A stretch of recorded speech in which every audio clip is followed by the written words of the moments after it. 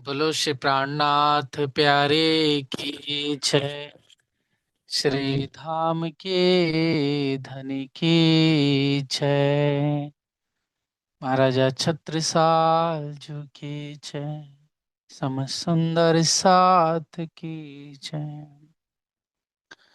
श्री बंदो सतगुरु चरण को करो सप्रेम प्रणाम। अशुभ हरन मंगल करन श्रीदेव चंद्र जीना।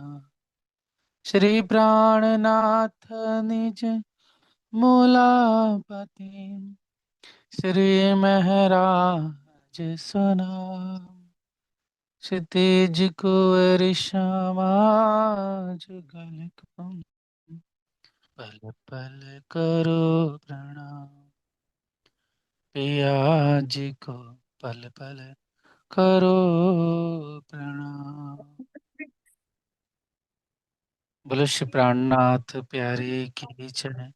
धाम के धनी की जय। प्रणाम सुंदर जी। प्रणाम जी भैया की प्रणाम। प्यारे सुंदर साथ जी, साक्षात अक्षरातीत प्रीतम धनी की कृपा से हम सब ने कल के प्रसंग में सच्चिदानंद का विस्तार को जानने का प्रयत्न किया था, किंतु सुंदर साथ जी हम अच्छी तरह से सभी लोग नहीं समझ पाए। इसके लिए सुंदर साथ जी जो कल किया है उसको वापस से हम रिवाइज करेंगे। और साथ साथ में सुंदर साथ जी आज बोर्ड के माध्यम से थोड़ा और सविस्तार अच्छी तरह से समझने का प्रयत्न करेंगे धनी के हुक्म से। तो प्यारे सुंदर साथ जी, जैसा हम हमेशा वाणी में वितक में हमेशा पढ़ते चिंतन करते हैं कि अक्षर ब्रह्म हमेशा धनी के दर्शन करने जाते हैं और धनी के दर्शन कर करके वापस आ जाते हैं। तो कारण कारज बना रोह के अंदर, हादि के अंदर, भीतर इस प्रपंच की लीला को देखने की जिज्ञासा उत्पन्न हुई। तो अक्षर ब्रह्म के अंदर दिव्य अजय के अंदर दिव्य परम धाम के अंदर प्रेम की लीला देखने का एक विचार उत्पन्न हुआ। सखियों के अंदर, हाथी के अंदर अक्षर की प्रपंच की लीला देखने की इच्छा उत्पन्न हुई। तो अक्षर ब्रह्म के अंदर रंगमहल के अंदर प्रेम विहार कैसा करते धनी, कैसा रूहों के साथ उठक बैठक है, कैसे रामते रमते हैं, कैसा विलास होता है, ये इच्छा उत्पन्न हुई। तो सुंदर साथ जी, पूरा परमधाम अद्वैत कहा जाता है ना। तो एक जात भी कही जाती है। तो आखिरकार परम धाम में एक वाहिदत का ये इनको एक इशक तन मन है ना, जुदागी जरा नहीं वाहिदत में पाव खिन। तो चौपाई हम तो कहते हैं कि वाहिदत में तो एक तन है, एक इशक है, एक मन है, एक चित है। तो आज उस गुण एकदम अगम्य जो रहस्य है उसके बारे में हम थोड़ा सा धनी की कृपा से सहूर करेंगे, चिंतन करेंगे। ये जो सहूर है, चिंतन है, इस शास्त्र के साथ साथ सुंदर साथ जी हम अपने जो सुंदर साथ हुए इनके द्वारा जो वर्णित है प्रणाली का, उसको आधार पर हम वाणी के आधार पर तीनों को लेके चलेंगे। जो सुंदर साथ जी वर्णन किया जा रहा है, वो कोशिश की जा रही है कि हम पूर्ण रूप से अच्छी तरह से विचार पूर्वक बयान करें। लेकिन सुंदर सा जी बुद्धि यहाँ की है, विचार यहाँ का है, और हम अपने मन से कहीं ना कहीं चिंतन कर रहे हैं। तो इसमें निश्चित रूप से कमो बेशी हो तो आपस में सुधार जरूर कर लीजिएगा। तो प्यारे सुंदर साथ जी, कल हमने भगवान शिव द्वारा जो ज्ञान व्यास जी को दिया गया है ना, और सुंदर साथ जी वो ज्ञान जो पूरा वर्णन हुआ महामुनि सूत जी द्वारा, शौनकादिक ऋषियों के समकक्ष नैमिषारण्य बनने में। तो प्यारे सुंदर साथ जी, हम भगवान शिव द्वारा जो वचन कहे गए हैं उसे सुनते हैं। कुटस्थ एवं तधाम्नि कृष्ण दर्शन लालसः नित्य प्रयाते परम प्रेम पूरित मानसः। अर्थात उस परम धाम के अंदर अक्षरातीत श्री कृष्ण के दर्शन की इच्छा से कुटस्थ अक्षर ब्रह्म अपने मन के अंदर बहुत अधिक प्रेम भरकर नित्य ही आते हैं। जैसा हम हमेशा सुनते हैं कि अक्षर ब्रह्म धनी के नित्य प्रतिदिन दर्शन करने के लिए जाते हैं। तो उस आनंदमय परम धाम के अंदर कुटस्थ अक्षर ब्रह्म मात्र ही रहते हैं। वह परम धाम सर्वत्र आनंद से भरा हुआ है, चेतन एवं प्रकाश मान है। और सुंदर साथ जी, इसमें फिर तीसरी चौपाई में उदाहरण दिया गया है कि जैसे एक स्फटिक मणि, स्फटिक मणि मतलब एक सुंदर सफेद रंग की उज्जवल एक मणि होती है, और एक होता है आभामय माणिक, मतलब लाल रंग का माणिक नग हो गया। जो सुंदर साथ जी स्फटिक मणि को मतलब सफेद रंग के मणि को जब इस माणिक के पास लेके जाया जाता है तो क्या होता है, यह जो लालिमा है, इसकी जो आभा है माणिक के नग की, ओके, ये जब ये सफेद मणि इसके पास जाता है तो यह सफेद मणिक मतलब स्फटिक मणिक भी क्या हो जाता है, इसकी लालिमा को चुरा करके, इसकी आभा को पा कर करके ये सफेद रंग का जो मणि है वो भी लालिमा युक्त हो जाता है। तो ये उदाहरण दिए गए शास्त्रों में भगवान शिव जी द्वारा। उसी प्रकार अक्षर ब्रह्म भी बहुत आनंद से भर करके, है ना, परम धाम के भीतर जब धनी के दर्शन करने जाते तो वो आनंद से परिपूर्ण हो जाते हैं, आनंद लबालब भर जाता है। लेकिन जिस तरह से जब सफेद मणि को लाल मणि से दूर कर दिया जाए, सफेद मणि को दूर कर दिया जाए लाल मणि से, तो क्या हो जाता है, ये सफेद मणि पहले के जैसे ही सफेद रंग का हो जाएगा। जो इस समय लाली माणिक के पास आने की वजह से लालिमा को प्राप्त हो गया था, लेकिन दूर होने से यह वापस से सफेद रंग को प्राप्त हो गया, मतलब अपने पूर्वत स्वभाव में आ गया। उसी प्रकार प्यारे सुंदर साथ जी, अक्षर ब्रह्म भी अक्षरधाम में आकर उस आनंदमय अंश को छोड़ करके अपने पूर्ववत सत्य स्वभाव को प्राप्त हो जाता है। मतलब अक्षर ब्रह्म भी आनंद से परिपूर्ण हो जाता है। धनी के दर्शन करने जाते हैं तब यह धनी के दर्शन करते हैं, लेकिन जब वापस आते हैं तो वापस से पुनः सत्य स्वभाव अपने पूर्ण रूप स्वभाव में वह परिपूर्ण हो जाते हैं, वैसी स्थिति में आ जाते हैं हम। तो ये सुंदर साथ जी, ये वर्णन इसलिए किया गया है क्योंकि जो हम कहते हैं तो उसका मूल उद्देश्य क्या है, उसका रहस्य क्या है, गुण भाव। तो इसके लिए यह पुराण संहिता का प्रमाण देना जरूरी था। अब हे प्यारे सुंदर साथ जी, अब यहाँ पर व्यास जी प्रश्न पूछते हैं कि उस अखंड आनंद के स्वरूप इस परम धाम में आनंद तो सर्वत्र व्यापक कहा जाता है, तो उस आनंद का अंश मात्र भी जीवों को आनंद किस प्रकार नहीं होता। मतलब आनंद स्वरूप तो अक्षर ब्रह्म हो जाते हैं, ठीक है, वो परम धाम आनंद स्वरूप है, और अक्षर ब्रह्म जाते हैं और अक्षर ब्रह्म वापस आते हैं, ठीक है।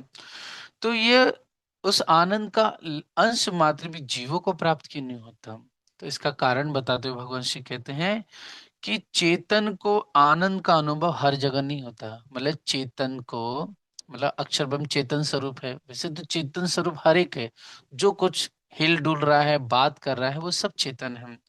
तो चेतन को आनंद का अनुभव हर जगह नहीं होता, मतलब जीव भी चेतन है, मगर उसको आनंद का अनुभव, परम धाम का अनुभव हर जगह नहीं होता, क्योंकि एकमात्र परम धाम ही आनंद का ठौर कहा गया है। ठीक है, परम धाम ही आनंद का ठौर कहा गया है। वह परम आनंद परम धाम की सीमा के अंदर ही व्याप्त है। मतलब परम धाम का जो सुख है, विलास है, आनंद है, वो वो परमानंद परम धाम के भीतर ही व्यापक है। और है ना, उस परम धाम की परे, ठीक है, वैसे तो हम कहते हैं कि अक्षरधाम जो है परम धाम के अंतर्गत आता है, लेकिन हम देखेंगे तो तीन थौर कहे गए हैं और 3 पुरुष कहे गए, क्षर, अक्षर और अक्षरातीत। उसी प्रकार हम क्या कहते हैं, क्षर ब्रह्मांड, अक्षर धाम, या फिर नूर जलाल, ठीक है, या अक्षरधाम कहते हैं उसे, और उससे अक्षरधाम से परे अक्षराती से राज्य का धाम कहा जाता है।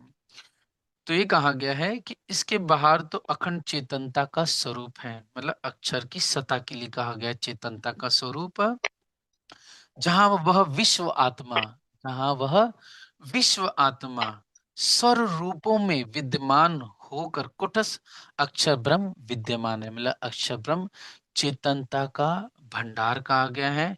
संसार के जितने भी जीव हैं या अक्षर ब्रह्म के चतुष्पाद में जो कुछ है, उन सब का मूल का स्रोत कौन है, अक्षर ब्रह्म कहे गए हैं, मतलब उन्हें विश्व आत्मा कह के पुकारा गया है यहाँ पर।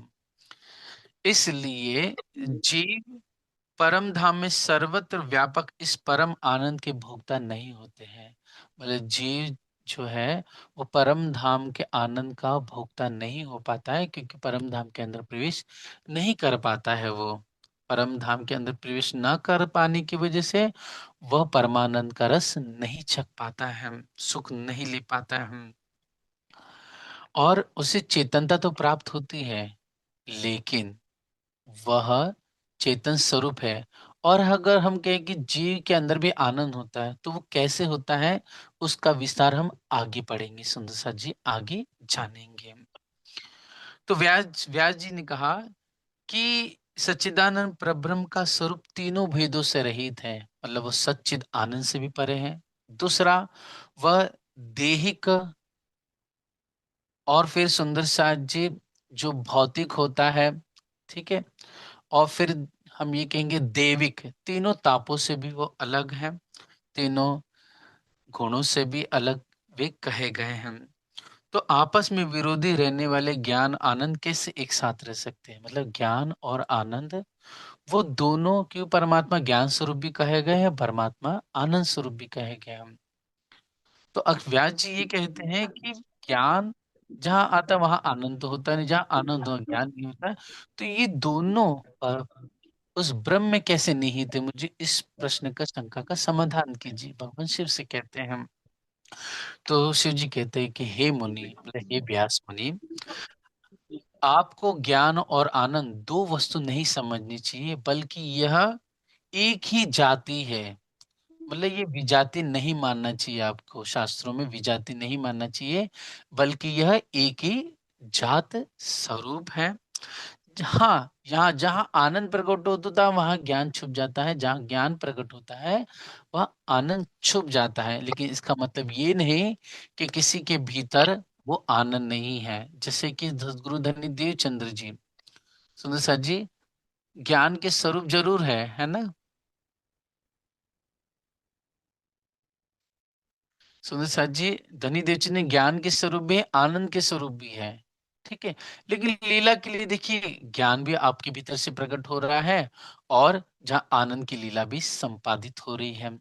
ऐसे श्री जी के देखिए, श्री जी आनंद के स्वरूप है, लबालब प्रेम भरा हुआ है आदि इंद्रावती जी में, लेकिन लीला के लिए देखिए जहाँ ज्ञान भी प्रकट होता है, तो लीला के लिए परम धाम विलास की बातें भी हो रही विहार के, क्योंकि दो नहीं है, क्योंकि अम, शास्त्रों में क्या प्रज्ञानम ब्रह्म है ना, मतलब वो जो परमात्मा है ब्रह्म है वो ज्ञान स्वरूप भी है। फिर आनंदो ब्रह्म भी कह के शास्त्रों में पुकारा गया कि वह ब्रह्म आनंद स्वरूप भी है। तो एक ही वह ब्रह्म जो है उनके अंदर दोनों भी दोनों वस्तु भीतर है। हाँ, लेकिन जिस ज्ञान की हम बात करें कि संसार का ज्ञान है, तो संसार के जितने भी ज्ञान है वो अक्षर ब्रह्म के द्वारा ही प्रकटन होता है। लेकिन आनंद स्वरूप जो ज्ञान है, ठीक है, जब उसके भीतर आनंद मिल जाए, जैसे दसगुरु महाराज जी में आनंद प्रकट हो गया था, इस संसार में पहले से वो ज्ञान तो था, लेकिन उस ज्ञान में वो प्रेम परिपूर्ण ब्रह्मानंद रस नहीं था उसमें। वो ब्रह्मानंद रस तो साक्षात धनी देवचंद जी अपने ज्ञान के भीतर प्रकट करके निहित जाहिर किया है। इसलिए ये जो इल्म लदुनी है, यह प्यारी दिव्य ब्रह्म ज्ञान है, ये ब्रह्मवाणी है। ये ज्ञान ऐसा है जो हमें प्यार भरा मीठा मीठा इश्क रूपी लज्जत भी देता है, हमें विध विधि के सुख भी देता है। तो सुंदर सा जी, ये तो हो गई हमारी ब्रह्मवाणी से हमने समझा। और जिस सुंदर साथ के अंदर जितना त्याग भाव समर्पण बढ़ते चले जाएगा, वैसे ही वो वाणी के द्वारा मीठे मीठे नए नए सुखों को, नवतन नवल श्रृंगार को, नवन है ना विहार, उस रस प्रेम क्रीड़ा को चिंतन करने ले जाएगा। जैसी वाणी पढ़े उसके अंदर वैसे प्रेम प्रकट हो जाएगा। क्यों? क्योंकि जो हमारी ब्रह्मवाणी है वो ज्ञान जरूर है दिखने के लिए, है ना, लेकिन उस ज्ञान के भीतर ही धनी का वो लाड़, वो मेहर, वो प्यार छुपा हुआ है। क्योंकि बिना इलम लज्जत नहीं, क्योंकि अब बिना इलम के लज्जत वो रस नहीं मिल सकता है। सुंदर साची, ठीक है। इसलिए वाणी में जो प्याले शब्द कहे गए ना, कि प्याले भर भर के रूह को पिला रहे धनी, तो वो प्याला क्या है? वो वास्तव में इश्क रूपी, है ना, लज्जत से मस्ती से परिपूर्ण प्रेम भरी वो चौपाइयां है। वो चौपाइयां ही प्याला है। और उन चौपाइयों को, उस प्याले को हमें पैदर पे पैदर पे पीना है। तो ये सुंदर साथ जी होगी हमारी हादि के द्वारा जो वाणी प्रकट हुई, जो ज्ञान और रस प्रकट हुआ, उसका चिंतन। भगवान शिव जी क्या कह रहे हैं कि जी भगवान शिव जो ज्ञान और आनंद को दोनों का अलगाव करके बता रहे हैं, तो इसका वर्णन ही है कि जो ज्ञान की लीला है, मतलब वेद शास्त्र उपनिषद पुराण संहिता और तंत्र पटल जो भी वचन है साधु संतों के, वो ज्ञान अक्षर ब्रह्म द्वारा होकर के दुनिया में जाहिर होता है। जबकि जो आनंद है, ठीक है, वह परम धाम का स्वरूप है ना। इसलिए जो परम धाम है वो आनंदमय भूमिका कही गई है, रसमय प्रेममय भूमिका स्वरूप कहा गया है। लेकिन क्या ज्ञान उस परमात्मा में नहीं है? तो बेशक वो ज्ञान के सागर परमात्मा ही कहे गए हैं शास्त्रों पुराणों में। तो वो कैसे है? तो एग्जाम्पल दिया है कि जैसे एक फूल होता है, उस फूल के एक विशेष फूलों में क्या होता है कि फूल की पंखुड़ियों में एक पंखुड़ी लाल भी होती है, एक पीली भी होती है, एक हरी भी होती है, गुलाबी होती है। कोई एक वृक्ष है, उस वृक्ष के अंदर कोई कोई वृक्षों में हरे पत्ते भी होते हैं, कोई कोई लाल भी होते हैं। मतलब एक ही है वस्तु, लेकिन उसमें अलग अलग रंग भी दिखाई दे रहे हैं, ठीक है। अलग अलग उसके अंदर खुशबू भी निहित होते हैं। तो इस तरह से एग्जाम्पल भगवान शिव ने दिया। जिस तरह विशेष प्रकार के फूलों में पंखुड़ियों के रंग अलग अलग होते हैं, और वे रंग प्रत्येक पंखुड़ी में स्वतंत्र रूप से होते हैं। मतलब वो रंग प्रत्येक पंखुड़ी में स्वतंत्र रूप से होते हैं, किंतु पुष्प में भी सभी का समन्वय होता है। पुष्प में सभी का समन्वय होता है, अर्थात पुष्प एक ही है, लेकिन उसके अंदर वो पंखुड़ी हरी भी निकल रही है, पीली भी निकल रही है, तो एक में ही। उसी प्रकार साक्षात भी सच्चिदानंद श्री राज्य में ज्ञान भी है और आनंद भी है। लेकिन आन ज्ञान की लीला अक्षर ब्रह्म द्वारा प्रपंच की लीला में जाहिर होती है, और आनंद की लीला हमारे सिर्फ परम धाम में होती है। तो हे प्यारे सुंदर साथ जी, इस तरह से अक्षर अक्षरातीत का निरूपण कहा गया है। और श्रुतियों में सच्चिदानंद लक्षण वाला एक ही परब्रह्म कहा गया है, लेकिन पुनः दो ब्रह्म होने का कथन किस प्रकार है, किस प्रकार किया जाता है, तो उसका वर्णन भगवान शिव जी कहते हैं कि वास्तव में सत्ता का रूप तो दोनों में मिला रहता है। इस प्रकार अक्षर ब्रह्म वास्तव में देखा जाए तो वो चेतनता का परिपूर्ण स्वरूप है, और वह सतघन स्वरूप है, ठीक है। अक्षर ब्रह्म सतघन और चेतनता का स्वरूप कहे गए हैं, लेकिन पूर्ण ब्रह्म अक्षाति से राज्य सच्चिद आनंद से परिपूर्ण कहे गए हैं।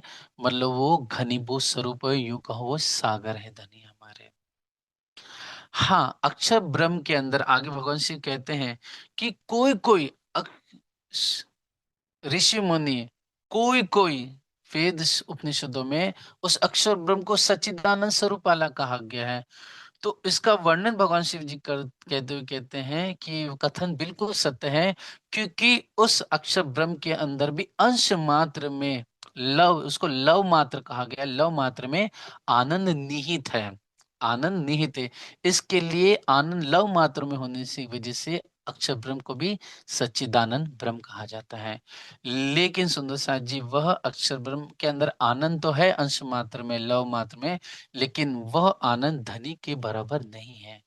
धनी सत्य मतलब नूर से भी परिपूर्ण है, सर्वशक्तिमान है, और चेतनता का पूर्ण घनीभूत स्वरूप है, सागर है, और साथ साथ में आनंद का भी स्वरूप है। ठीक है। तो सुंदर साथ जी, अक्षर ब्रह्म के अंदर आनंद अंश मात्रा में है, तो इसका वर्णन भी हम चिंतन करेंगे, जिसमें सुंदर साथ जी जो तारतम्य की प्रणाली का एक ग्रंथ है, ठीक है, उस तारतम्य की प्रणालिका में हर एक प्रकार से इसका वर्णन किया गया है। सुंदर साथ जी, तारतम्य की प्रणालिका को हम चिंतन करेंगे। सुंदर साथ जी, अपना म्यूट कर दीजिए फोन, है ना, प्लीज, है ना। तो प्यारे सुंदर साथ जी, श्री राम जी,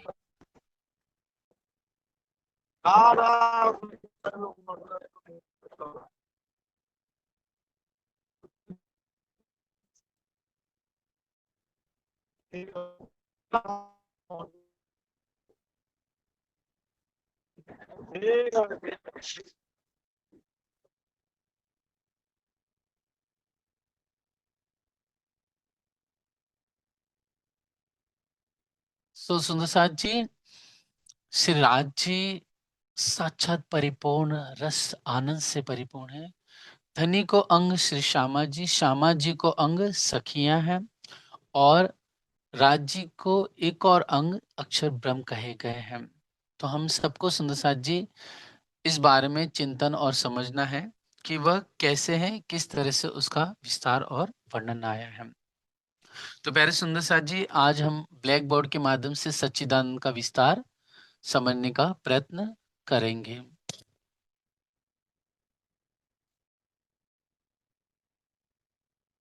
ब्लैक बोर्ड दिखाई दे रहा है सभी सुंदर साथ को? हाँ टाइप जी। कर जी, म्यूट कर देना बात करने के बाद सुंदर साथ जी सभी लोग। तो सुंदर साथ जी, उसका विस्तार कैसे है उसको हम जानेंगे।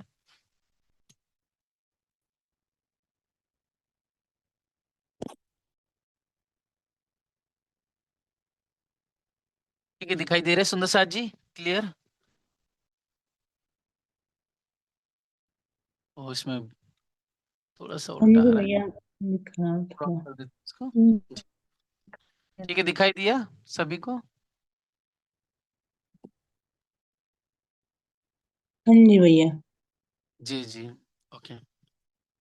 तो सुंदर साथ जी देखिए, सच्चिदानंद, ठीक है, साक्षात हमारे प्राण प्रीतम पूर्ण ब्रह्म भी कहे जाते हैं, अक्षरातीत भी कहे जाते हैं, और सच्चिदानंद भी कहे जाते हैं।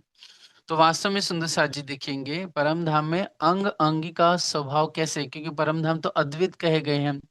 वाहिद अद्वित मतलब होता है जो एक ईशक हो, एक तन हो, और एक मन हो, चित्त हो, एक बुद्धि हो, उसको वाहिदत किया जाता है। तो फिर ऐसा क्यों कहा जाता है कि राज्य का अंग श्यामा जी, श्यामा जी के अंग सखियां हैं, अक्षर ब्रह्म का एक और अंग अक्षर ब्रह्म है, अक्षर ब्रह्म के अंग लक्ष्मी जी हैं। फिर सखियों के जो अंग कहे गए हैं, है ना, उनका जो स्वभाव रूपांतरित होता है, तो फिर पशु पक्ष खूब सॉरी खूब खुशहाली है। फिर पशु पंखी कहे गए हैं।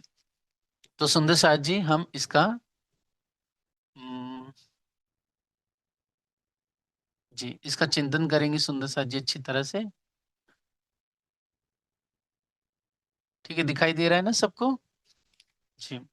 तो सुंदर साथ जी, राज जी सत्य भी है, चिद और आनंद, तीन स्वभाव धाम धनी के कहे गए हैं। तो सबसे पहले हम समझेंगे सुंदर साथ जी, सत्य क्या है। सत्य को कहते हैं सुंदर साथ जी नूर कहते हैं। क्या कहते हैं? नूर। ओके, सत्य को नूर कह देंगे। चिद मतलब होता है सुंदर साथ जी हक, मतलब श्री राज जी हो गए, श्री राज जी चिद स्वरूप में, और आत्मा, और क्या है? आत्मा। ठीक है, और आनंद मतलब होता है ईशक, आनंद होता है ईशक। ठीक है, क्लियर हो रहा है सभी को? जी। सत मतलब नूर हो गया, चित मतलब हक बोल देंगे यहाँ पर, हक लिखा हुआ है और आत्मा, दोनों एक ही चीज, मतलब हक और आत्मा हो जाएगी। आनंद मतलब ईशक हो जाएगा। तो धनी सच्चिदानंद स्वरूप कहे गए हैं शास्त्र पुराणों के अनुसार, वेदों के अनुसार, और उन्हें उत्तम पुरुष भी कहा जाता है। तो अब इसमें हम ये समझेंगे सुंदर साथ जी कि धनी जो सच्चिदानंद स्वरूप है, ठीक है, तो सत मतलब नूर हो गया, चिद मतलब से राज्य और आत्मा हो गई, आनंद मतलब हो गया ईशक। ओके। आत्मा मतलब रूह, आत्मा को रूह बोलेंगे यहाँ पर। ठीक है। जी। तो हम देखेंगे सुंदर साथ जी कि धाम धनी चिदानंद, शास्त्रों में एक शब्द चिदानंद कहा गया। तो चिदानंद मतलब क्या हो गया है? राज्य के लिए इस्तेमाल है कि चिदानंद मतलब धाम धनी ईशक से भी परिपूर्ण है, और धनी के भीतर आत्मा भी है, और धनी स्वयं उस प्रेम स्वरूप में विद्यमान है। अब जो धनी का यह सत नूर स्वरूप है, तो नूर किसको बोलेंगे हम उसको समझेंगे। तो नूर हो जाएगा प्यारे सुंदर साथ जी यहाँ पर कि धनी के अंग, धनी का अंग, ओके, और वस्त्र, और धनी के आभूषण। ठीक है, आभूषण। धनी के अंग, वस्त्र और आभूषण, ये जो है ये नूर कहा जाएगा या सत कहा जाएगा। ठीक है, क्योंकि धनी के वस्त्र आभूषण वो कोई अलग नहीं है, धनी के ही अंग है, अलग नहीं कहे गए। जब हम वाणी पढ़ेंगे श्रृंगार ग्रंथ, ये वस्त्र आभूषण इनको अलग मत कहो, वो धनी के ही अंग है, वो धनी का ही रूप है। मतलब ये नहीं संसार में जिससे वस्त्र आभूषण अलग होते अंग से, लेकिन परम धाम में ऐसा नहीं है। धनी के अंग, वस्त्र, जो वस्त्र आभूषण वो धनी के ही अंग का नूर है। ठीक है, अंग का नूर ही कहा गया है। ठीक है, समझ में आया सुंदर सा जी इतनी बात? जी हेलो, भैया। आवाज आ रही है? हाँ, समझ में आया।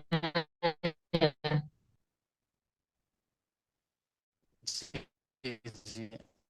अब सुंदर सा जी आगे लेंगे हम इसमें। ठीक है। आभूषण मतलब जो अभी रुमाई और आभूषण, एक मिनट इसको मिटा दे एक बार।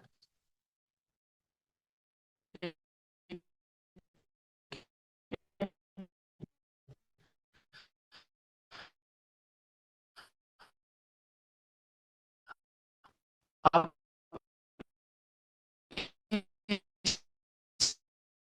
इसमें देखेंगे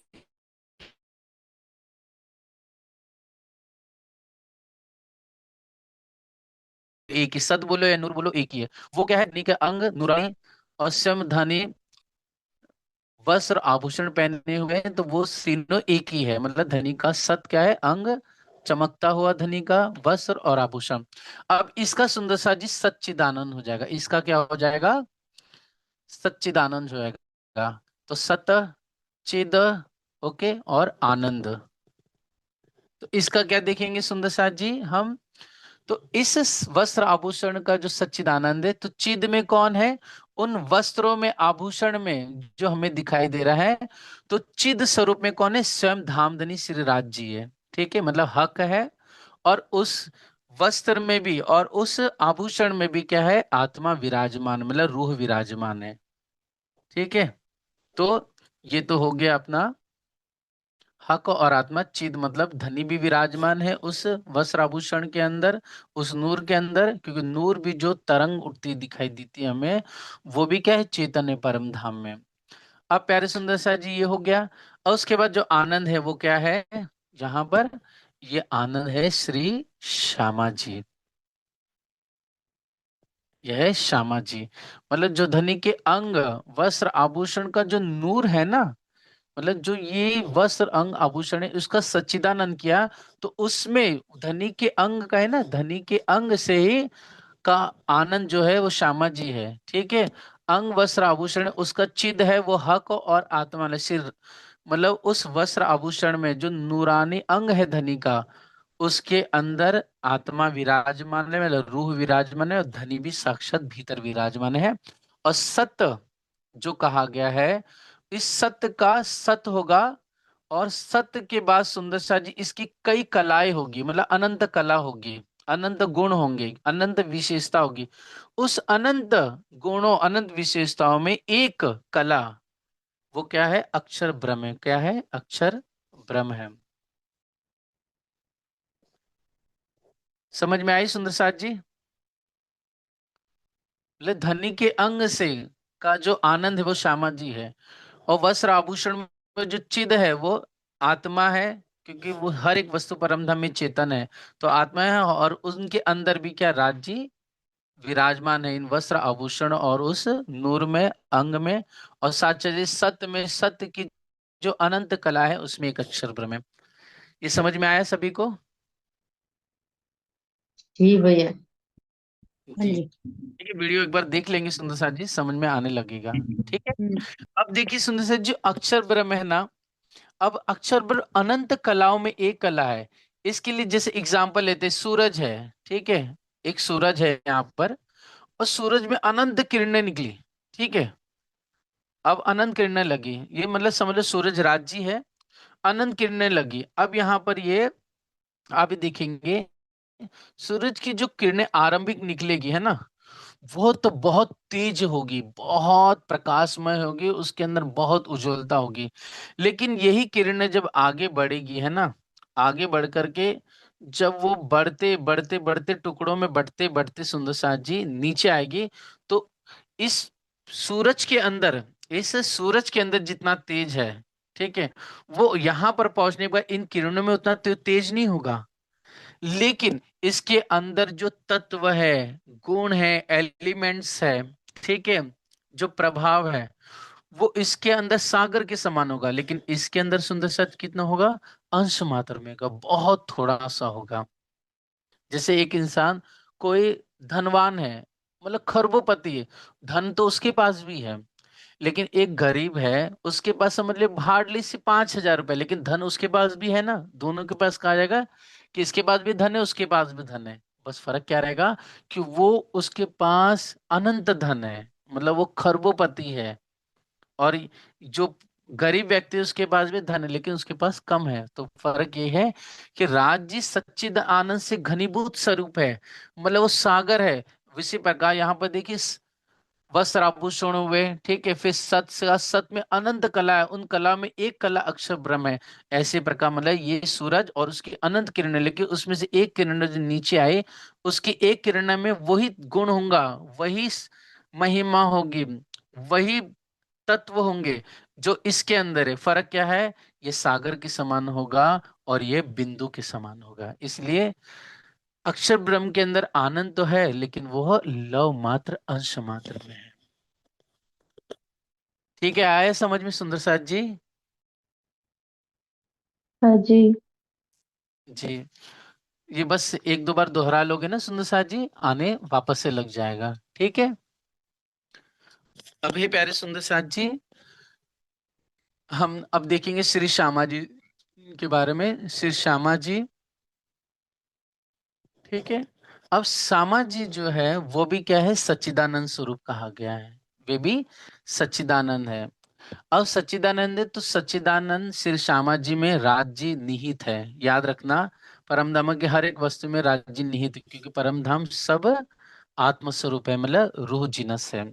और उसके अंदर आत्मा भी है, मतलब रूह भी है, मतलब श्यामा जी रूह, श्यामा जी तो है ही है, ठीक है। श्यामा जी के अंदर हक की रूह भी है, ठीक है। दूसरी चीज, सुंदर साथ जी राजस्व विधान में आनंद, अब जो श्यामा जी है, ठीक है, अब इस साम्राज्य में अपन ने जब वो देखा तो आनंद के रूप में ये ईशक हो गया। इसको पढ़ के अपन देख लेंगे, ठीक है। और दूसरी चीज जी सुंदर साथ जी, श्यामा जी का जो ये सत है, वो क्या है? वस्त्र, अंग, श्यामा जी का पूरा, और आभूषण, ठीक है, भूषण लिख ले रहा हूँ यहाँ पर सिंपल में, ठीक है। ये हो गया श्यामा जी का सच्चिदानंद, ठीक है। आनंद और चिद और आनंद से श्यामा जी धनी का सुख लेती है। और सत्य रूप में देखेंगे तो श्यामा जी के वस्त्र, अंग और आभूषण हो गए। ठीक है। अब प्यारे सुंदर साथ जी, हम इसमें देखेंगे अब ये जो वस्त्र आभूषण है, अब इसका भी सुंदर साथ जी क्या हो जाएंगे, यह भी, इसका भी सच्चिदानंद हो जाएगा। ये भी, इसके भी सत, चिद और आनंद हो जाएगा। ठीक है। अब इस वस्त्र आभूषण श्यामा जी के अंग से जो आनंद है उससे सखिया हो जाएगी, हम 12,000 रूहे हो जाएंगी। ठीक है। इन वस्त्र आभूषण भी क्या चेतन है, मतलब वो भी रूह जिनस है, आत्म स्वरूप है, और इनके अंदर भी क्या, राज्य का तेज, राज्य विराजमान है। ठीक है। श्री जी विराजमान है। तो ये हो गया चिद और फिर सुंदर साथ जी, और फिर यहाँ पर यह सत्य हो जाएगा। और फिर सुंदर साथ जी, ये जो सत है ना, ठीक है, ये जो सत कहा गया है, हम इसके बारे में चिंतन करेंगे। ये समझ में आया सभी को? हाँ गुरुजी। ठीक है, मतलब एक दो बार रिपीट करोगे ना, रिवाइज करोगे, हो जाएगा। ठीक है सुंदर साथ जी, अब ये जो सत है, अब देखिए 12,000 ब्रह्म हम सखियों के बारे में बात करेंगे। अब ये जो सत है इसके बारे में हम चिंतन करेंगे। तो इसको थोड़ा सा मिटा देंगे यहाँ पर श्यामा जी के। ठीक है, ये वस्त्र आभूषण भी हम मिटा देंगे। ठीक है। अब ये जो सत कहा गया है, जो अभी देखा हमने, ठीक है, वस्त्र आभूषणों का, है ना, ये वस्त्र, अंग और भूषण। ठीक है।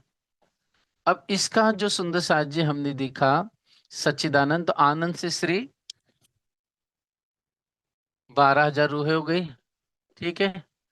और प्यारे सुंदर साथ जी, यहाँ चिद रूप में श्री राज जी रूह विराजमान है, वस्त्र आभूषणों में भी। और सत्य में जो आगे विस्तार होगा, ठीक है, अब सत्य में जो आगे विस्तार होगा तो उसका जो वर्णन है, डायरेक्ट लिखा हुआ है कि इसी सत्य से क्या होगा, सागर, सूरज, है ना, सूरज, चंद्रमा, तारे, परम धाम में, है ना, जितने शुक्ल पक्ष हो गए या तीज हो गए, उसके अंदर दिन रात हो गए, माहौल हो गए। ठीक है। फिर परम धाम में पर्वत हो गए। ये सब प्यारे सुंदर साथ जी, इस सत्य के स्वभाव से आगे ये सागर, सूरज, चंद्रमा, माहौल, पर्वत, इस सब का विस्तार होता है, मतलब इसका आगे प्रगटीकरण होता है। मतलब इस सत्य का ही पूरा स्वरूप कहा गया है। ठीक। ये हो गया मतलब सुंदर साथ जी। अक्षर ब्रह्म अब से ही है। देखिए, हाँ जी, अक्षर ब्रह्म से मतलब सत, तो इस अक्षर ब्रह्म में आवा है ना सत में तो। पहले हो चुका है वो, वापस वीडियो देख लेंगे सुंदर साथ जी, है ना। ठीक है। अब सुंदर साथ जी, ये जो वर्णन किया हमने श्यामा जी, ठीक है, श्यामा जी के जो वस्त्र आभूषण थे, तो वस्त्र आभूषण का हमने क्या दिखा, सच्चिदानंद का, उसमें 12,000 रूहें देखी हमने। से राज्य और रूह हर एक में विराजमान है। ठीक है, वस्त्र आभूषणों में, और सत से हमने सागर, ये सब हमने, चंद्रमा, तारागण, पर्वत, माहौल, ये सब हमने इन सामाजिक के वस्त्र आभूषण से प्रकटीकरण दिखा। अब सुंदर साथ जी, जो हम 12,000 रूहे हैं, ठीक है, 12,000, 12,000 जो हम रूहे हैं, ठीक है, और 12,000 हम जो रूहे हैं, हम क्या है, सच्चिद आनंद स्वरूप है ना, हम भी। ठीक है।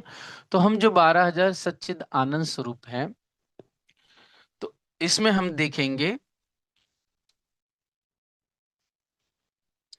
कि हम्म, जो सखिया है, हम ईशक से परिपूर्ण है। ठीक है, ईशक मतलब है हमारे अंदर राज्य का, क्योंकि जैसे जैसे आगे डिवाइडेशन हो जाएगा ना, वैसे वैसे ईशक आगे बढ़ता चले जाएगा। ठीक है। तो हमारे अंदर ईशक भी है, राज्य भी हमारे भीतर विराजमान है परम धाम में, और हमारे अंदर रूह है धनी की। ठीक है, आत्मा भी है। और लेकिन जो सत है वो क्या है, रूह का सत क्या है, उनके सखियों के, हम सखियों के अंग, वस्त्र और आभूषण है, मतलब भूषण है। ठीक है, ठीक है, समझ में आ गया सुंदर साथ जी। इशक और चिद और आनंद से हम सखिया परम धाम में राज्य का विविध से रूप से सुख लेती हैं। अब प्यारे सुंदर साथ जी हम देखेंगे इसमें वस्त्र आभूषण। ठीक है, वस्त्र, अंग, वस्त्र आभूषण। ठीक है, अब मतलब हम जो रूहों के जो अंग है नूरमय, और जो वस्त्र आभूषण उसका भी क्या है, सच्चिदानंद है, सच्चिद और आनंद है। तो चिद में हमेशा राज्य है ये, ठीक है, श्री है, और आत्मा भी विराजमान है सबके अंदर। ठीक है, आनंद से के रूप में ईशक है। और वस्त्र आभूषणों को जो सत होता है ना, उससे कौन है, खूब खुशहालियां है, क्या है, खूब खुशहाली है। और ये खूब खुशहाली जो है ये सत्य का स्वरूप है। खूब खुशहाली यही हम सभी सखियों की है ना, एक एक सखी की करोड़ खूब खुशहालियां हैं। और अनेक प्रकार से है प्यारे सुंदर साथ जी, धनी के विद विद सुख, ये खूब खुशहाली हम सभी सखियों की बहुत प्यार से सेवा करती चली जाती हैं। ठीक है, समझ में आई सुंदर साथ जी ये बात। मतलब ये हमेशा वस्त्र आभूषण अंग लेना है, फिर उसका सच्चिदानंद आनंद होगा, फिर उसके आगे विस्तार होगा। ठीक है, अब प्यारे सुंदर साथ जी यहाँ पर देखेंगे खूब खुशहालियां है। तो अब यहाँ ऊपर खूब खुशहाली लिख लेंगे। ठीक है, अब खूब खुशहाली को कैसे विस्तार है तो हम देखेंगे। तो खूब खुशहालियों के अंदर क्या है, आनंद भी है, धनी विराजमान है खूब खुशहाली के अंदर, और खूब खुशहाली के अंदर हक की रूह भी है, आत्मा भी है। ठीक है, और जो सत्य है वो क्या है, इनके वस्त्र, खूब कौशल्या का अंग, नूरानी अंग, वस्त्र जो पहने उन्होंने, और भूषण पहने हुए हैं।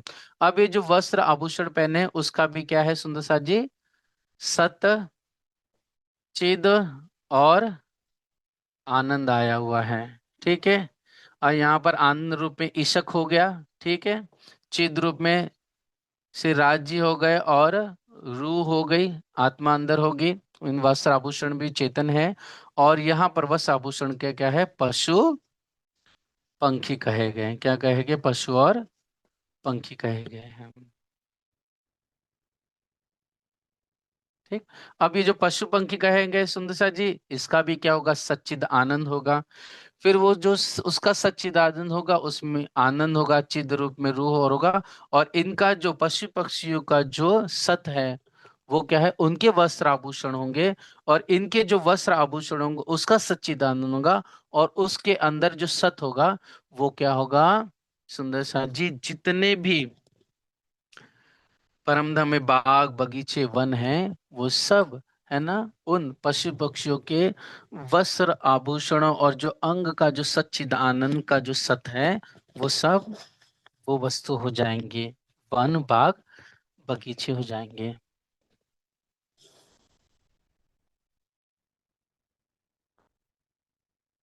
ठीक है प्यारे सुंदर साथ जी, बात ये है कि हमें ऐसा लग रहा है, लेकिन ये जो विस्तार हो रहा है ना राज्य से, वस्त्र आभूषण से श्यामा जी, फिर उन वस्त्राभूषण सत में जो सत होता है उसमें अनंत कला है, उसमें एक अक्षर ब्रह्म है।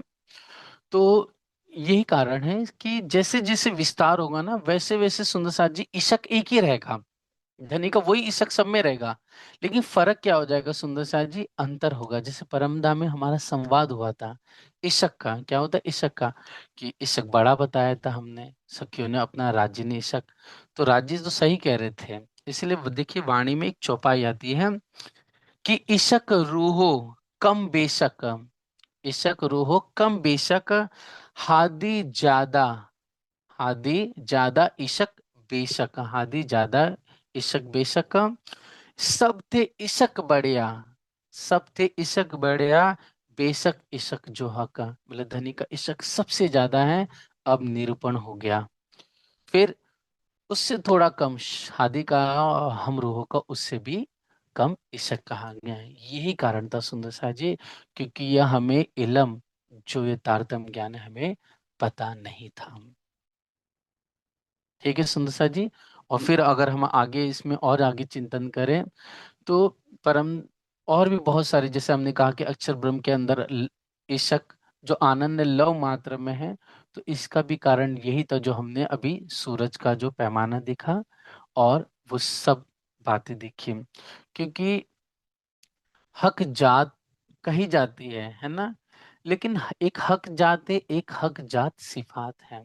तो जितने भी हम देखेंगे, ये वो एक चौपाई आती है, मैं नरमाई देखी एक फूल की, मैं नरमाई देखी एक फूल की, जोड़ देखी रूह देह संग, रूह के जो सखी है उसके वजू से जोड़ के देखी। सो सो जिमी सोहबती है, मतलब जिमी सोहबती सोहबत जात हक अंग, मतलब सो क्यों कर ये दोनों की बराबरी हो सकती है, सो क्यों कर जुड़े जिमी सोहबती, मतलब जो परमने में बाग बगीचे हैं, जो फूल हैं, उसकी कोमलता सखी के अंग के बराबर नहीं की जा सकती है। क्योंकि यह पशु पक्षी या फिर बाग बगीचे, ये सब क्या है, ये सब खिलौने हैं रूह के, ये रूह के खिलौने हैं। इसलिए खिलौने कभी भी रूह के बराबरी नहीं आ सकते हैं। इसीलिए सुंदर साथ जी, ये वाहिदत परम धाम में होते हुए, है ना, एक ईशक एक तन एक बुद्धि होते हुए भी सुंदर साथ जी ईशक का अंतर था परम धाम में। वो ईशक का अंतर हमें समझ में नहीं आया, इसके लिए वो ईशक हमें धनी समझाने के लिए इस खेल में लेके आए। और भी बहुत सारी बातें सुंदर साथ जी, ये शास्त्र से और तारतम्य की प्रणाली का से हमने चिंतन सहुर किया। और भी सुंदर सा जी इसका इशारा कुछ हक जात और हक जात सिफात करके खिलवत ग्रंथ में भी आया हुआ है, श्रृंगार में भी इशारों में इसका वर्णन है। ठीक है सुंदर सा जी, तो आज का चिंतन यहीं तक रखते हैं। बाकी बहुत सारी बातें हैं, मैं जो कह रहे सुंदर सा जी उसमें कुछ कम ज्यादा जरूर आप आगे इसे स्वीकार ग्रहण करना सुंदर सा जी। ठीक है, बोलो श्री प्राणनाथ प्यारे की जय, धाम की जय।